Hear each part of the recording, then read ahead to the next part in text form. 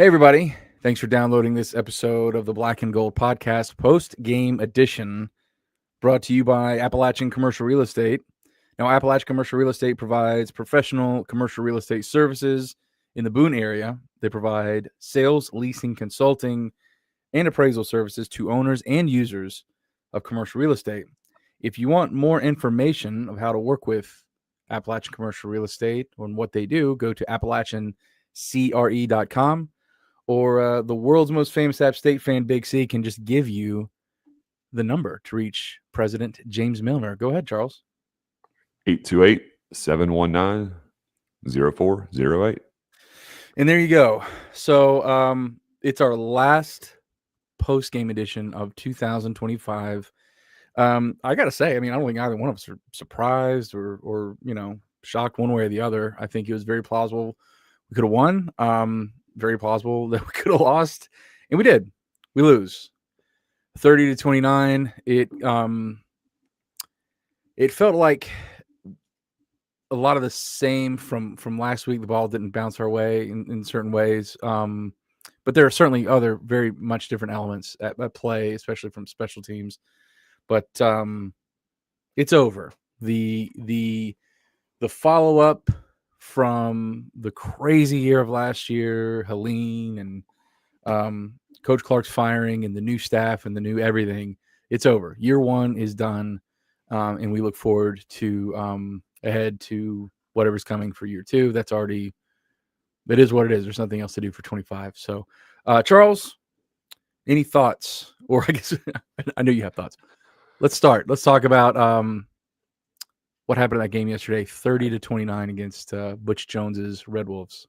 So there was a lot that happened, in that game yesterday. There was a lot of interesting and plays that led to the lots of different, I want to say, call forks in the road of how a game goes, because we had another situation where we didn't have, the offense clicking on all cylinders for 60 minutes, right? I think that's, although it was kind of cut up a little bit, it still existed. So it felt very much like a lot of the games that we've lost down the stretch in the last 6 weeks or so, kind of unfolded, but just in a little bit different way. And it felt like we were in, pretty good control. The defense playing well. Defense played well. It's all day. They got their turnovers. They gave, the offense every opportunity.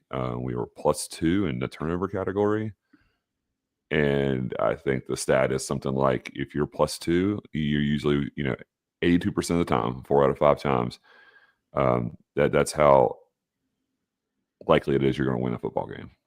Yeah. So we were +2 in turnovers and still lost at home, to give us our third loss at home in a football season, which is very, very rare. It does not happen. We usually go defeated at home, 5-1. Heck, the 4-2s were rare when you have a home stretch. But 3-3 is it's not good. It's not good. So the discombobulation of the offense, not clicking on all cylinders, and not firing off, and letting Arkansas State back in that game in the late second quarter, which was just a total mess.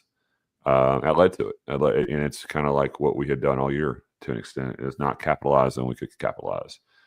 And whether that be, play selection, play execution, or just stepping on ourselves, shooting ourselves in the foot. That's just kind of summed up the season, we were all hoping that field goal would go in, right? But I think we probably all had the same idea when it didn't. Is that fitting? That sound, that sums it up. So that's my initial take, thoughts. AJ, what do you think? Where's your ire this evening? Yeah, where's my ire?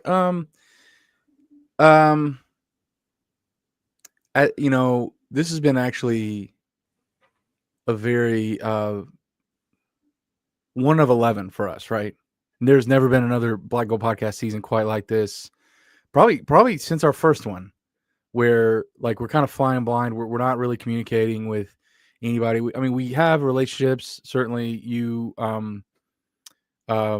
had way more relationships like to athletics than certainly than I did. You knew David a lot better than I did.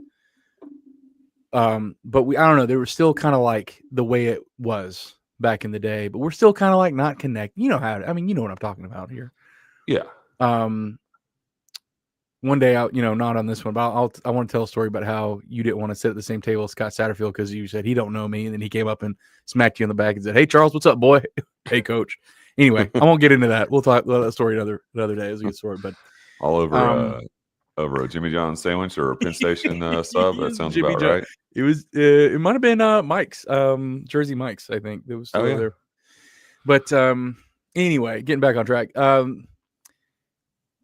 Going just week to week, what do we see? What's on the field? What do we see? I mean, not hearing rumors, not hearing the full content. I mean, because I'm sure there are things going on behind the scenes that would explain some things or whatever, but we don't know. And that's the decision that the admins made. We just are kind of living out that reality where, okay, well, we're just going to observe what we observe and talk about it. But I think at the end of the day, we have shaken out to have a finished product of a season that probably you would have been well suited to conservatively predict. We had a 5-6 season last year where I think we underperformed. The defense was not good. I don't know. The defense was really our hangnail last year. Although I think we had more pieces last year. I think we underperformed. Lose those players that were actually, you could say, on the plus side of being like good players to really good players. They're gone. New coach, new staff, new everything. You probably could have said, like, yeah, team's not going to be very good. And you probably won't see a very good team. Like, you're not going to see a game where, oh my gosh, how are they going to stop us this year? Now, a little bit of fool's gold, no pun intended there, with playing the 49ers. It just turned out that our wins were against really historically bad teams for our schedule. And we ended up with a 5-7 record with 4 of those wins coming against teams with a collective 1 FBS win. And some other close ones, I understand, like a couple of games that could have gone the other way. I understand all that. But a bad season, not a good team, new staff, new to everything, a new approach. You probably could have said, yeah, it's going to be rough. You probably could have said that. And that probably would have been a good, but I think, college football is emotional. We're all wrapped up in it. We're, just feelings get hurt, at the end of last season. Coach Clark gets fired. It's a lot of new. It's like, what's happening? What are we doing? Whatever. Feelings are running high. But you probably could have just said, like, a third party probably could have come in and said, it's going to be tough. It's going to be a tough year. And I think it probably played out just the way a third party might have assessed. I think, if I'm trying to be, I don't know if we could really do a post-mortem this close to the season ending, but I don't know. Just after that wide right, I remember thinking, we didn't look good in any of our wins last year either, really. I mean, we were lucky to beat James Madison at home. I mean, that's probably the best we looked, but really didn't look dominating either. So really the next step, the only step, is to try to establish some continuity, some flow from the top, from Coach Loggins, and get some. And he's got a better idea of what he needs now. He's going to make the biggest jump in effectiveness year 1 to year 2, and get the recruits he wants and see what happens. But I maybe this year went exactly the way it probably was going to go, and we shouldn't be surprised by any of this. Well, we all had these like prognostications, like what are we thinking? What's it going to look like? How is this built, right? Yeah. And it's like, if we go, and have a certain record, man, it's just, we got to know how that sausage is made, right? We need to know who are we beating, how are we beating them, how are we losing games, and in the end, you say, all right, 5-7. And I know we're talking, this is a post game pod, but it's coming across as like the postseason pod wrap up. But you'd be like, okay, that's fair. I believe that 5-7 is certainly among the possibilities here, and it certainly makes a lot of sense. But I would think that when you look at the product among the whole season, you say, we did a lot of the bad things over and over and over again. And Yeah. even when we did the good things, the bad things that we did over and over, week in and week out, kept getting in the way of ourselves. And whether that be a dropped pass, that could have sent you up 10 against Coastal Carolina. And I think this game is the one that most resembles the Coastal Carolina game. This was a unfortunate fourth quarter bad decision making that led to bad decision making or bad timing on a flag, right? To put us in a situation where we felt like we had to take 3 when 7 would have been huge, So I think those fourth quarter scenarios going in the same direction, the same end zone, late in the game, they both haunted us, because if you catch that pass against Coastal, you never know, but man, it looks a lot better. It looks a whole lot better, and you give yourself 4 points. And then if you don't go up 29-23, and instead you go up 33-23, man, that changes that game a lot. Yeah. It was really yesterday a miracle to get to 16 all. Like, you're like, man, we were kind of fortunate, even though we literally blew our shot there at the end of the second quarter. Yeah. They let them get back in the game and Yes. got that late field goal. Like, you get one late field goal and a half, you get 2, you're asking for a lot. Like, kickers can win. It's not a kicker's fault, right? But I mean, you're probably not putting yourself in a great position if you have to trot your field goal kicker out there 7 times in a game. 7 times. True freshman kicker, by the way. Yeah. And that could be a true freshman in college who's 19 years old, or it could be a 19-year NFL veteran kicker who's made a lot of kicks and missed some big kicks. Yeah. You're not doing yourself any favors if you have to trot your kicker out there 7 times. Yeah. I didn't see a lot of this. I mean, there's so many accounts that I mute that tend to make a lot of the ridiculous noises out there. But, I did see some people complaining about Dom, the kicker, the true freshman, and I hated for him. That's going to leave a bad taste in his mouth. And you can say, well, it's his job to make kick. Yeah, I understand that. But he outscored the whole offense yesterday. Yeah. Yes. 17-13. Excuse me. Yeah. 17-12. Yeah. Yeah. So, I mean, I don't know. I have a very hard time listening to arguments that one kicker lost the game. I think there's a lot behind how you even got to the point where you're trotting the team out there. To your point, that's what you just. Yeah, I mean, you scored 2 touchdowns. Yeah. In a game. Like, yeah. I don't, whether you get three attempts or 7 attempts from your kicker. I mean, what number you're putting up. Yeah. You're putting some number in the mid-20s. And that's what we've done. We haven't scored 30 points since Coastal. I think that's a problem. So, if you want to win a college football, I think you got to get 30 points. So we did that against Charlotte.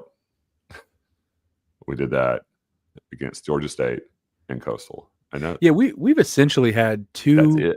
Yeah, we've essentially had 2 wins this year, where we kind of grabbed the bull by the horns and just kind of took over. 34-11 against Charlotte, 41-20 against Georgia State. The combined record of those 2 programs, 2-22. So Lindenwood took us down to the wire, literally. Oregon State took a historic goal line stand in a field rush. Marshall took 2 fumbles late in the fourth quarter. I mean, this is not a good football team. And, it's painful to say that, because this is where we are. The ecosystem of college football, the industry has just led us to having to swim upstream just really, really hard. I don't know, I would guess, and I think it's a very conservative guess, that this job is a lot harder. The head coaching job, period, is harder than I think any coordinator would understand it when you're in the big seat. But at a mid major, that's for the first time ever really flexing NIL money. Mm-hmm. I bet this position was a lot harder than Coach Loggins anticipated. I think it's hard to overestimate how hard it is, honestly. With what you have to do at this level. I mean, it's why Kane Womack left to go be a DC. He's like I'm not doing it anymore. Sean Elliott's, why he said, no, I'm not doing it anymore. I'm gone. Bye. And it's a hard job. And I don't know if any of this is true, by the way. I saw, in different screenshots and that were sent to me and stuff that I saw on Twitter, like apparently there's rumors that the NIL budget is going to be like $3 million next year. I don't know if that's true or not, but that's the path. That's what I mean. If you don't get your roster built the way you want to keep a guy like, let's just say an obvious name like Colton Ferris, this is his second year playing. You're not keeping that potential around without shelling out some money. I mean, that's just kind of the way it is now. Yeah, it's probably not a secret, and I saw those things, but you got to consider it's not just, we got to go buy players. I think that's just like you got to also retain what you have. Yes. And so there will be people on our team, who will get offers because of how they played. Yeah. And what we're going to have to go do is analyze, is that person worth that? And I don't like that. It's like, man, but that's the game. It's changed. It's not be undone. So, we may lose a great player to someone just over, a little bit of cash or something like that. Yeah. And then so on top of like, trying to figure out your roster and managing it to a way of like, yeah, we need to keep our homegrown talent. If you don't do that, I think you're putting yourself into a position where it's like all of a sudden we have a hole, and I think everybody knows that like it's all fluid. Like you can sit there and make a list of XYZ and say, this is who we think we'll get to keep. Yeah. This is who we want to keep. These are the people who will have to match offers from other schools. Who are we okay with leaving? Yeah. And it's kind of just icky, because it's almost over business like, really, the personalities and the relationships and family and all that good stuff is like, what we want to see is people who grow here, who stay here and want to be here. And want to be here. And there's been some tweets and social media stuff out there where you're just like, it's someone say, I can't wait to be back. I can't wait to next year. And it's great, but it may not be what has been communicated. Right. Yeah. Or the feelings may not be mutual. And so it's really, really tough. Yeah. And I think we got a big taste of that last year. When Brendan Harrington's situation unfolded. Mm-hmm. And he gets to tweet something out yesterday. Grass is greener. Mm-hmm. I don't think, I have no reason to believe that he hates Appalachian. I think he hated the people he had to deal with at the time. To that would decide his fate. And if he gets to play another year, where he gets to play another year. And but his choices were pretty obvious. Yeah. He did that for a reason, so, but that's not what this is all, comes down to.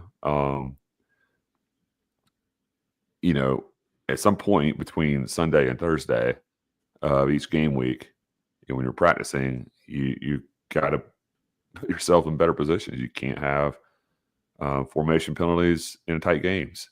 Yeah. You have to spend, 15 minutes more at practice or whatever. You got to get the extra reps in to not drop balls. You got to put in the extra film work. at some point, it doesn't matter what you get paid. At some point, you just gotta like refuse to lose. Yeah.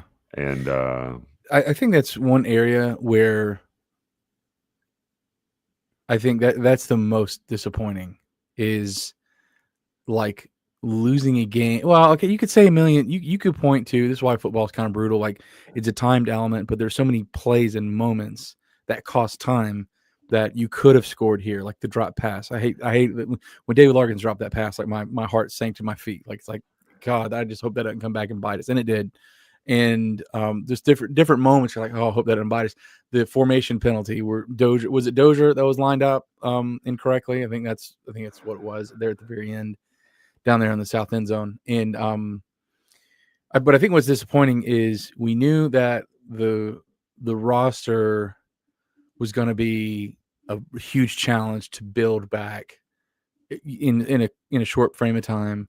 And that getting a staff used to coaching together is going to be a adjustment. Like you had these things kind of built in already that you couldn't hold them to certain standards of like, yeah, we understand that's a thing you got to face and nothing you can do about it. You can't help your new staff, can't help you got new players that you had to sign real quickly, blah, blah, blah.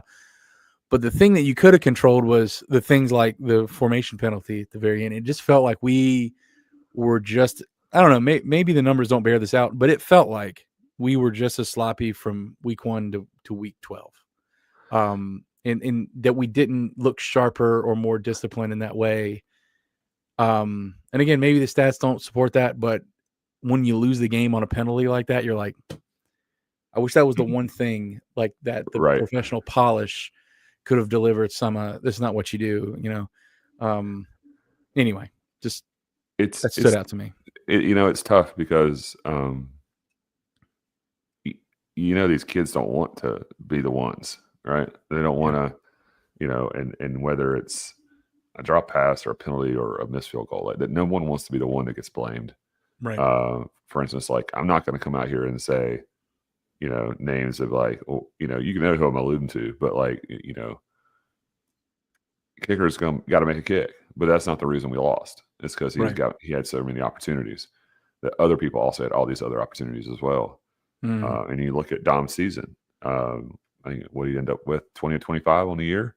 Yeah. All of his misses were between 40 and 49 yards. Yeah. And that it is what it is. Yeah. And it's, it stinks, but we would love to have that go in, but also would you want to play another game? Is it beneficial in the long term? What's more beneficial for this team?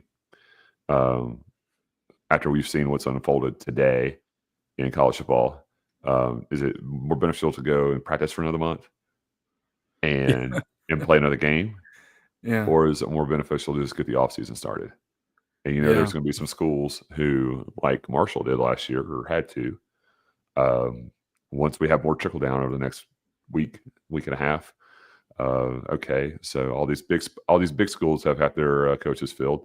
Mm-hmm. Now all the G5 schools have to fill their spots.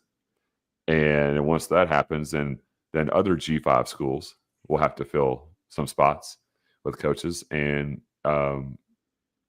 is it more beneficial to just prepare for the offseason, which seems to be now, beyond recruiting, now the most important part of the year? Yeah.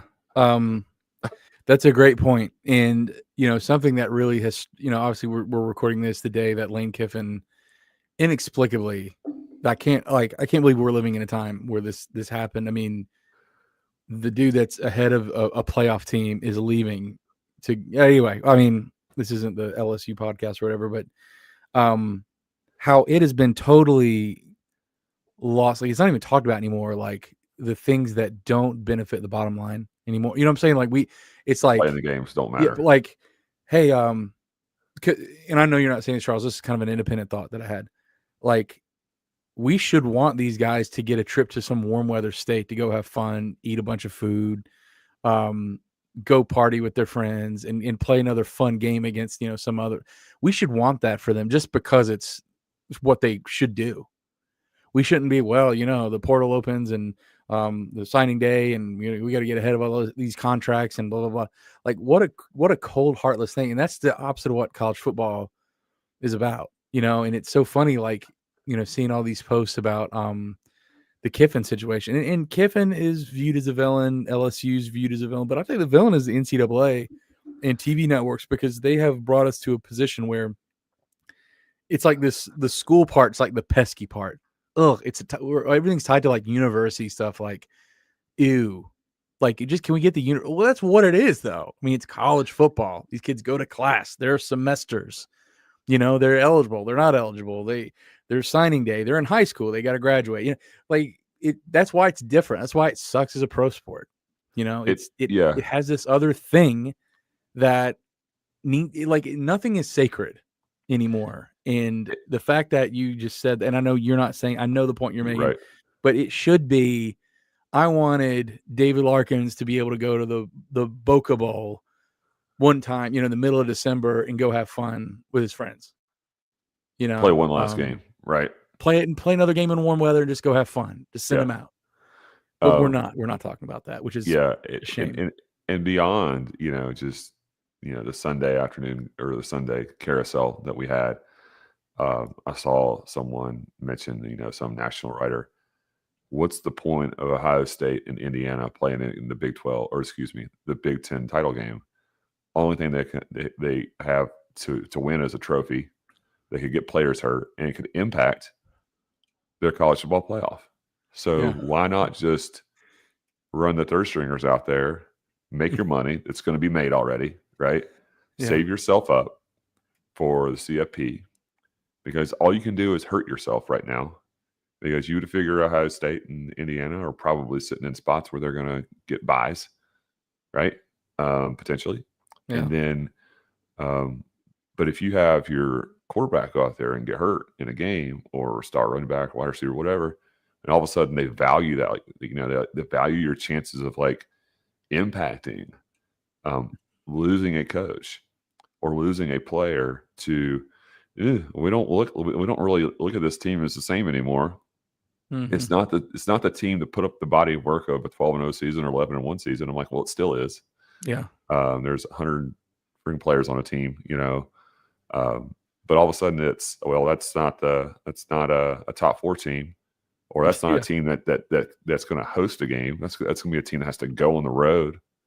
Yeah. And it's like you're telling, a decision that I cannot control, that another team basically control, another team who's not involved in a playoff situation, has impacted the rest of the country, who's vying for a championship. And I you get an opportunity to play, you get an opportunity to put a trophy in your case. It seems important to me, there's going to be teams that have lost coaches, and they're fighting for a CFP, it's on the line. They may be on that bubble where it's we got to go out there and do this. We got to go out there and play. So when you look at a team like Duke, who everyone is saying, even if they go beat Virginia, is that, should they be in? Should they be in? Yikes. They went on a conference, and well, let's put in, this other G5 team, and it's all that's doing is helping the big guys at the end of the day. But as it circles around, as it circles around the app, I mean, this trickle down situation is only going to make it more difficult for us, because we're going to lose, a player, or maybe even a coach late in the process. Yeah. And then when that late in the process happens, and it's that's the coach who recruited this guy. Yeah. And he was his number one primary target. And all of a sudden this happens 2 days before signing day. And you're like, oh no, we've got to find that depth somewhere, somehow. Yeah. And man, it's just, it's difficult. This is, this really all, I think, and catch me if I'm missing something here, but the fact that early signing day and, the recruiting wheel that continuously churns, I think that's what's, exacerbated all this. The reason why it is, I'm really not trying to make a judgment call here, but the reason why LSU needs Lane Kiffin now is not because they just are eager to see him wearing a purple polo shirt. No. They need him now because he needs to go secure the roster. And this is where you know, there are pros and cons to everything, but this is where like a NCAA commissioner of football coming in and saying, no, here's what it's going to be. No, like, I don't know. And look, I'm not going to just design these perfect system, whatever, but like, all right, signing days moved and it's going to be further out into the winter, spring period. And you extend that dead period or whatever you need to do because you need to protect the integrity of the uniqueness of college football. Like, God forbid that Ole Miss, and I don't care about Ole Miss, like, I don't care, but God forbid that these guys like actually get to go on a run in these players get a chance to like compete for a national championship. They might win their opening round. I mean, I don't know. I have no idea. And then after the aftermath, then get to the business part. Like, there, it's a shame that there's not some central like authority to be able to say, no, business actually is going to take a backseat. I don't care about the TV networks. I don't care about the hot news on, what we are stopping. We're moving this back and having some common sense that protects the integrity of the sport. Because, when I think of Appalachia State and I think of that crowd, and, the crowd was the crowd on Saturday, but, Sports Illustrated did a special on Kid Brewer Stadium. And they said, yeah, Boone is a town of 20,000 people. It's amazing what Appalachia State football is able to do with attendance on Saturdays. It's just amazing. Like, that many people show up to watch our football team on Saturdays. And that's like that. And that's not because we're a professional team and they're doing all the slick marketing and we have the hot players. It's because it's our school. It's different. It's our school. We love our school. And it is just being eroded and kicked around and no one cares. It's the top get bigger and fatter and everyone's keep picking up the pieces. It's just unbelievable what's happened. And we don't have the answers to all this, but I think everyone is kind of like on the same boat of like, can we not do this part until after the season is really over? So how do you, So how do you decide when the football season is over? Yeah. I think you got to look into like, why are we playing in January? And I understand like a bowl game, right? But like, why is like the college football playoff like extending that far? I don't know. Maybe, you get these kids on campus in the middle of July and maybe you start the season in like the middle of August, right? And you buy some time, you get a couple weeks, push that season back a little bit. That way, when you're done with the season and there should, and the 20 teams that are playing in conference championships this weekend and then Army, Navy and on all the bowls, get that back to more in line with, I guess, maybe the academic calendar that represents most schools. Yeah. For the majority. And then, when you get done with the season, like make the college football playoff end like January 1st. Like, hey, make New Year's Day special again about bowls. Where now it's just like, hey, there's like 5. Yeah. Oh, cool. 5 football games. It's not like the opening weekend of March Madness anymore. Yeah. Where it feels like there's just like you can turn on 9 football games all at once or whatever that was. But I don't know. But at some point, and we'll continue to discuss this, and just because it's our season's over before the end of December or the beginning of December, it doesn't mean like we're going to have a lot to talk about as far as coming and who's coming and who's going, who's staying, who's hanging around, and all that. Like, I mean, the silly season is now, I think, the season. And let's just be honest. Let's just be honest with no agenda here whatsoever. Let's just keep it real. Every time a new coach is hired and fired, there are staffs that shift everywhere. It's not just like one team. It shifts everywhere. Who's to say? I'm just throwing this out here with, again, zero knowledge because I don't know. I watch the press conferences and hear the radio stuff, Mountaineer Talk. That's it. Who's to say that Coach Loggins doesn't say, hey, P4 sneezes, I get a cold. Why am I putting up with that? I'm going to go be an OC somewhere else again. Who's to say that doesn't happen and we do this again? Mm-hmm. Who doesn't say that Coach Loggins says, you know what? We looked a lot more like a college football team in the last 2 games than we did the previous, 4 before that. I need some different guys on staff. I think we're gonna have new staff members. This offseason. I think that's definitely gonna happen. Mm-hmm. We're gonna have flips. He's already flipped a big defensive end recruit from South Carolina. That's a big. The offseason gets very like what it used to be, Charles. Obviously we remember this. It died. It was over for like a month, 6 weeks, and then signing day. You're like, oh, signing day. You got like a break. There are no breaks. Like it is high alert for the next until spring ball. Yeah. So, Yeah. yeah, it's not going to end. I mean, we're going to be waiting for stuff that will impact us for the next couple months for sure. Whatever that may be. There's so much more to these staffs than just like 10 assistant coaches anymore, that you lose a vital piece of the organization, Mm-hmm. and all of a sudden it's you're looking at, and you got to build something that you didn't think you were going to have to rebuild. You thought everything was good, in this certain spot or this position group, and you're like, oh, all of a sudden we lose a guy, and the reason that guy was here is because this guy's here. Yeah. And now there's 3 people rolling, Yeah. So what do you think? I know I'm getting back out the magnifying glass a little bit, but I am curious. I wanted to ask you this. So we went through that stretch against Coastal, Old Dominion, Southern, and James Madison, where we looked clunky, passing the ball, not running the ball, whatever. And then these last 2 games, it felt like there was a greater emphasis on being balanced. Do you feel that way? Do you feel like there was a shift to be balanced intentionally, in that we looked different? I know we didn't look great, but that we certainly looked different. What I sit here and like to think that because of how little we ran the ball against James Madison, that we looked in the mirror and said, we got to figure this out somehow, some way.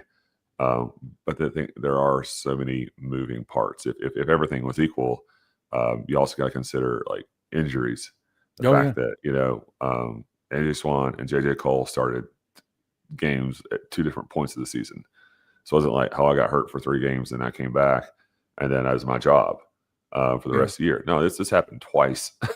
Yeah. That's something else you got to think about. Is like, all right, so is your question is the quarterback durable, or is the offensive line have too many injuries?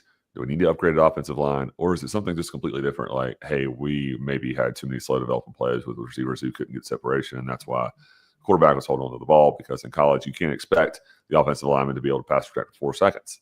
Like, there is so much to that. But the ability of Rashad Benning got hurt. He was banged up.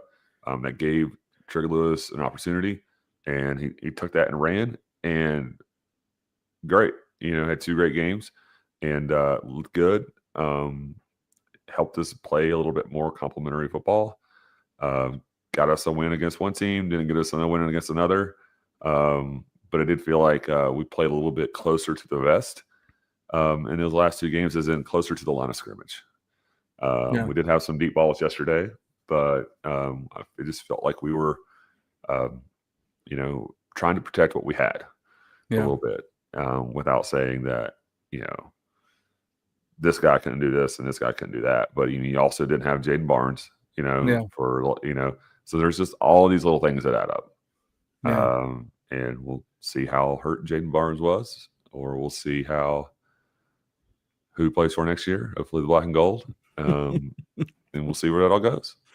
There's that's another story, by the way. I mean, when it comes to injuries, I think the boilerplate that fans use is, well, everybody gets hurt. I think this year is pretty unique in some pretty significant areas, namely the offensive line. It's like, man, that was pretty. I think that did impact quite heavily our season. That said, Isaiah Cummings, Rashad Dubinion, who just really wasn't himself again after mid-year, and Jaden Barnes. I think a full season of those guys, especially Cummings, I feel like I just can't help but think that could have been a piece missing from the stretch that really could have maybe changed things. I don't know. I mean, they wouldn't have made a dent in JMU, but And we had Injuries have receivers played who a were role. hurt. Yeah, and we had receivers who were hurt at the beginning of the year. So they Yeah, didn't get with the time Davion, with yep. Swan. So those guys come back and who they're practicing with when they're able to practice is not the same person that they're going to get to play in a game with that they're expecting Yeah. to. And so I remember someone saying, it's like, hey, our starting quarterback is going to depend on what receivers are available and who have worked with the most. And you're like, well, when you really think about it, like you do the splits, and when did Davion Dozier come on? When was Jaden Barnes great? And there's a little bit to like, Barnes was kind of like a Swan guy, and Cole didn't really have that same connection because they probably didn't practice a lot together. Yeah. Yeah. So there's a lot to it. I don't think there's just like one clear answer as to how we got to 5-7, but I think you can sit there and say you're 5-7 for a reason, and it's because a lot of things happened. And if you go 11-1, it's because a lot of things didn't happen. Yeah. And you were healthy, or you had a great offense, or your defense was really strong. What do you think we did better than last year? Run defense. Yeah, that's super obvious because we were so bad last year and we weren't terrible this year. Not to say we were stellar, but I mean we were much more effective. Forcing turnovers in a few games. Yeah. Besides that, I mean, like if you look, like there's so many pieces were different from last year's offense to this year's. Like it's really difficult to compare. Yeah. I mean, and we ran the ball better late in the year this year than we did last year. So that's where it starts. You got to stop it, and you got to do it yourself. I also feel like there weren't many busted plays this year, just like someone out to lunch on the back end. I mean, I know that I think our secondary on defense was just not great, but felt like last year we just got abused. At least there'd be a handful of times a game you're like, oh boy, we got away with one there. Where I didn't feel like that way totally this year very much. That was better. Corey Rucker for Arkansas State had one touchdown coming into the game, and he's one of their best receivers, and he gets one against us yesterday. And it's like, it's a little bit of foreshadowing, almost like, hey, they found something, right? But here we are. The off season is our new season, so yeah, it is. We'll see what happens. Yeah, and it was what it was. It was a bummer, but I'm telling you, folks, I have a feeling that we're just going to see a lot of, Satterfield had to learn how to be a head coach. Drink was here for a cup of coffee, but even he had to go through it. Sean Clark had to go through it. We're watching year 1 to year 2 what Coach Loggins is going to do, and it's just going to be very interesting. Like even like the language around the staff and the program, and like what's going to change. What are the emphasis? What's the emphasis going to be? I think Coach Loggins gave the most effective, just transparent answers, like clear answers to everything this year. They did a great job with that. I mean, just kind of like there's even one kid that asked him, like, I think after the Marshall game, he was like dancing around. I can't remember exactly what it was. He was kind of dancing around something. He's like, "Well, you ask why I punted? Because I don't like to do that." And he said, "That's a good question." He answered it. I mean, he was really good with that, and I hope that doesn't change because that's been interesting to see. So, but yeah, I think we're gonna have a lot of things happen. So, I think next on the list is to see when the what's the line? With that being said, we're gonna,